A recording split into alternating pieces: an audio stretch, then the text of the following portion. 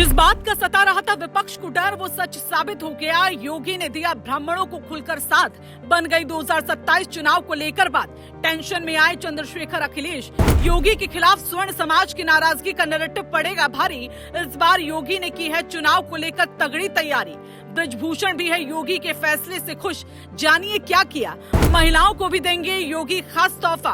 ब्राह्मणों के लिए तो मोदी शाह ने भी भर दी योगी के फैसले पर हामी। आरएसएस ने भी लगाई मुहर। आखिर इस बार बड़ा क्या होने जा रहा है? जो धर्म और सम्मान की आवाज उठाता है वही सच्चा नेतृत्व कहलाता है। जो हर वर्ग को साथ लेकर चले वही असली नेता बन जाता है। ये बात योगी के लिए बिल्कुल फिट बैठती है, क्योंकि यूपी की सियासत में इस वक्त जो हलचल मची हुई है उसने एक बार फिर ये साफ कर दिया कि योगी सिर्फ प्रशासन ही नहीं बल्कि राजनीति की बिसात भी बखूबी समझते हैं। लंबे समय से जिस कैबिनेट विस्तार की चर्चा चल रही थी अब वो हकीकत बनने के करीब है। और सबसे बड़ी बात ये है कि इस बार योगी ने ऐसा दांव चला है जिसने विपक्ष की नींद उड़ा दी।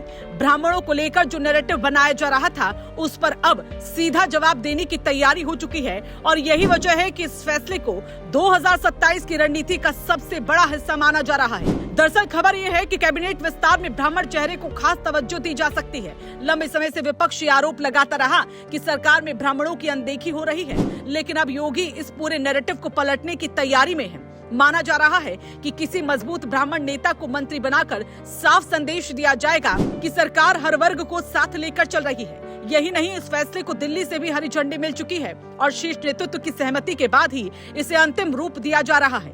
लेकिन ये बात सिर्फ ब्राह्मण कार्ड तक सीमित नहीं। योगी ने इस बार एक साथ कई समीकरण साधने की तैयारी की।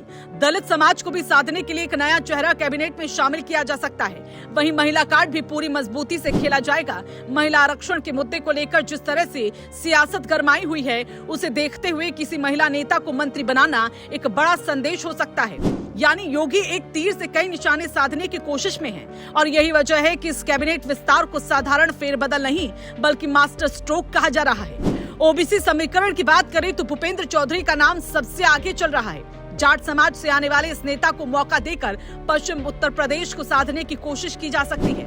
ये इलाका चुनावी नजरिए से बेहद अहम माना जाता है और अब तक कैबिनेट में इसकी मजबूत हिस्सेदारी नहीं दिख रही। ऐसे में ये फैसला क्षेत्रीय संतुलन को भी मजबूत करेगा। यानी जातीय और क्षेत्रीय दोनों समीकरणों को ध्यान में रखकर पूरी रणनीति तैयार की गई। दावा ये भी है कि फैसला अचानक नहीं लिया गया। लखनऊ से लेकर दिल्ली तक लगातार बैठकों का दौर चला है जिसमें बड़े नेताओं ने मंथन किया है। यही वजह है कि अब जब कैबिनेट विस्तार की खबर सामने आ रही है तो इसे एक सोची समझी रणनीति के तौर पर देखा जा रहा है। संघ के साथ समन्वय और शीर्ष नेतृत्व की सहमति इस बात का संकेत है कि ये कदम आने वाले चुनावों की तैयारी का हिस्सा है। अब सबसे बड़ा सवाल यही है कि इस फैसले का असर कितना बड़ा होगा। क्या ब्राह्मण और अन्य वर्गों को साधने की ये रणनीति 2027 में बीजेपी को फायदा पहुंचाएगी या फिर विपक्ष इसका कोई नया जवाब ढूंढ लेगा? फिलहाल इतना तय है कि योगी ने एक बार फिर सियासी समीकरण बदल दिए और जो नैरेटिव उनके खिलाफ बनाया जा रहा था उसे उन्होंने अपने ही अंदाज में पलटने की कोशिश कर दी। आने वाले दिनों में ये देखना दिलचस्प होगा कि सियासी खेल में अगली चाल कौन चलता है।